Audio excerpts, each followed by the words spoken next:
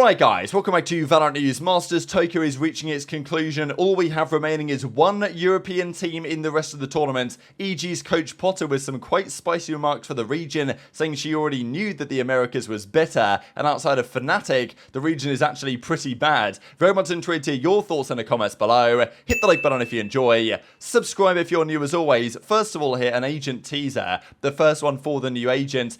Okay, the Sova, there's something Sova going on here. I don't know if this character is related to Sova, or there's something else going on there, or like a long-lost brother or sister or something. I'm not exactly sure what the future is, but it's a teaser, so read into it as you like. And apparently the codename is Cable, so that's pretty much all we know so far. So yeah, read into that as you like, but we'll see what happens over the coming weeks when more detail on this is revealed, and probably over the coming days as well. We might get some more teasers, let's say Grand Finals of Masters on that day, something like that. Quick note as well on Sentinels. After 6 issues that he's suffered with for the last several months now, we believe that he was maybe on the road to recovery somewhat. He made this tweet that Sentinels are helping him with his recovery and getting therapy and taking some good steps in the right direction, which has been good to see. And I think there's been some progress maybe from SicK over the last few weeks, which has been, you know, Twitter hasn't been quite so wild, let's just say, over the last couple of weeks. But they have removed him from their Valorant roster officially now on the database ahead of the last chance qualifier. So it all really began with SicK at the lock-in event, wasn't it?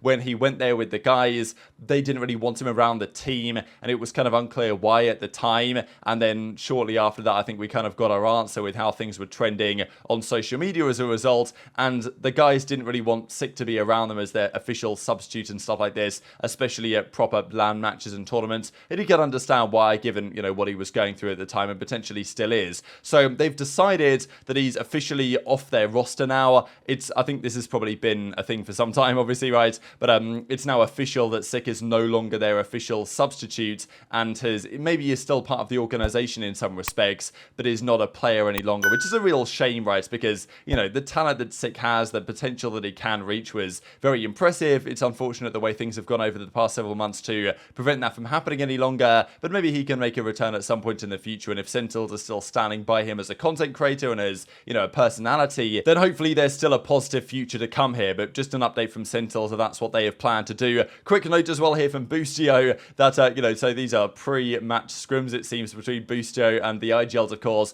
respectively, of Fnatic and Evil Geniuses. Bit of table tennis going on here. Boostio actually seems pretty good with it. I know he loses this point, but, I mean, he seems pretty like, I'm pretty bad at this game, to be fair, so I can't really comment too much on technique and everything, but pretty funny stuff, to be honest. Some scrims going down for that one. But before we get into the matchups that were going down, I did want to mention this comment from Ardiis on Edward Gaming as an organization. They far exceeded expectations. We'll talk about their game against PaperX here in a few minutes time, but he talks about Kang, right, and says, I've watched certain players on certain maps. So this is Ardiis speaking in terms of which players he watches to try and improve. I've watched him a lot because that guy is crazy. The guy is just running around killing everyone. I'm starting to steal a few of his things. It's always interesting to hear how players, you know, will look pretty closely at other talented guys and try and take some ideas away, especially guys in similar roles. Kill everyone, just kill everyone. That's all he's doing from what he's learned from watching him. And also what he says, though, is that everything they do seems to work. And this is the comment that he makes on the future of Edward Gaming and whether they can maintain this level, because the trajectory they've taken from being a team that was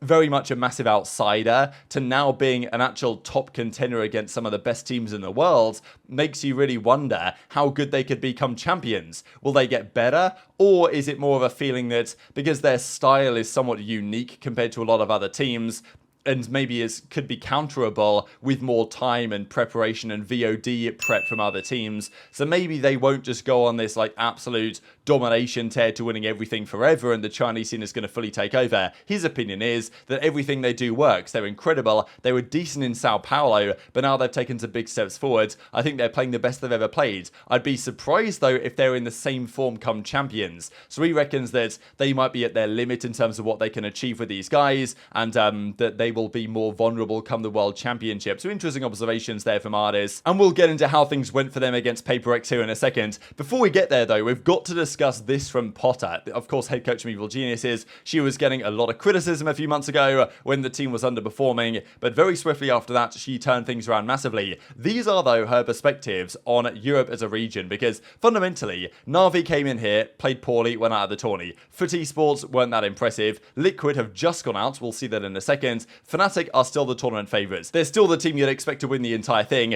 And I feel, is it funny the way, like, is she trying to jinx her own team? You know what I mean? Like, she's basically saying that, and I know this was a little bit provoked, we'll discuss why in a second, but she says, EU sucks. I mean, I knew Americas was the #1 region going into this event, but EU only have Fnatic that I see as contenders. Depending on who's hitting their shots on Liquid, they're decent, but outside of that, she doesn't think the region is particularly good. And this was actually an observation from other people as well, that some of the regions, I think there was even some comments about DRX here, that DRX were very easy to read and prepare for because they hadn't really changed anything with their strats for the last several months. Whereas, you know, Americas, in her opinion, were the best region, and she reckons that Europe is pretty bad, actually. And okay, in the reply, she retweets this that says, to anyone being weird, chill out. I asked her to give some banter for an NA-EU rivalry. She didn't say it randomly, but still, it's quite the quote, right? And in fairness, after having said this, that Fnatic are the only good team, and Liquid aren't even particularly impressive, the results that followed are actually very interesting, because later in the day, that's kind of what we saw. Liquid played NRG and went out of the tourney. So, you know, only one European team will finish better than top 6 at this event, which is, given how good that region was, and given the fact that they had 4 teams, right, come to this event after Fnatic's win at the Sao Paulo lock-in, to have them be where they presently are, and teams from the Pacific, and certainly America's teams,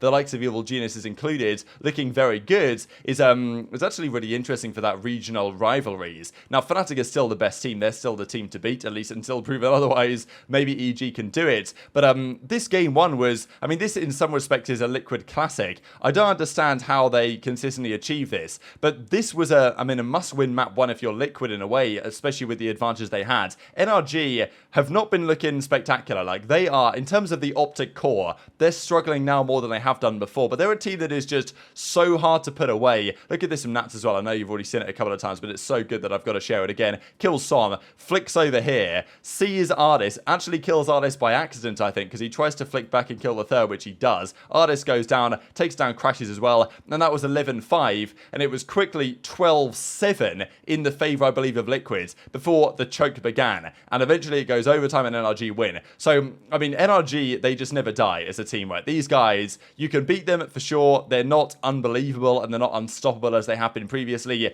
Ardiis has been having many slow starts to maps as well, and that has been hurting these guys, but they're just so difficult to put away. So NRG got the job done game 1, but Liquid, impressively so, bounced back in game 2 on Ascent, and they win the game 2. So if NRG didn't make that crazy map 1 comeback, there is a very realistic and likely possibility that they just get straight up 2-0 out of this series. I mean, it would have happened had they not won in that manner game 1, and then they close out the game 3 on split tier pretty comfortably in the end. So yeah, fair play to NRG, a 2-1 result, but again, at Liquid, man, they won their own region, right? They came in as the #1 seed in that region. They beat Fnatic in the finals over there, but when push comes to shove, they just didn't quite have enough in this tournament. They go out top 6 in the end. NRG move on. Obviously, you know, it's pretty good actually. EMEA, exit Masters, enter Airport, they say, and yes, top 6 for Liquid. So only one team from well, the European side. Okay, Fnatic are guaranteed top 3. They might get top 2. They might get top 1. I think they're probably quite likely to. But crazy to see that it really is only Fnatic right now carrying Europe,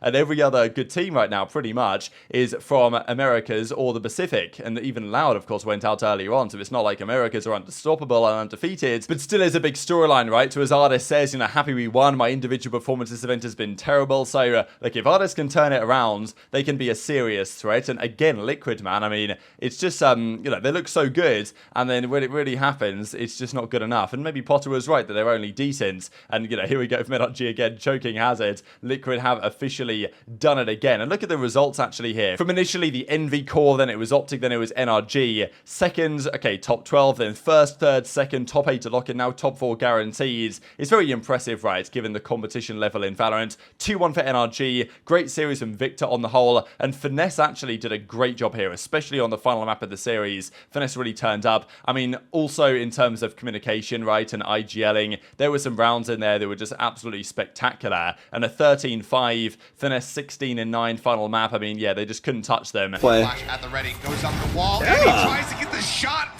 2B main, 2. But Ardiis finds that kill in the end. Wait, we're going A?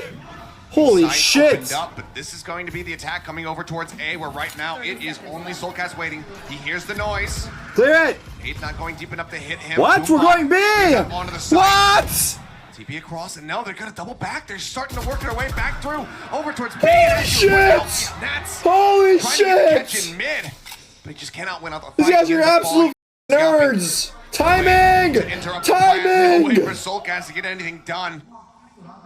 Sam catches him completely off guard, and what a Energy are masterclass! to lock in 7. Wait, fun fact.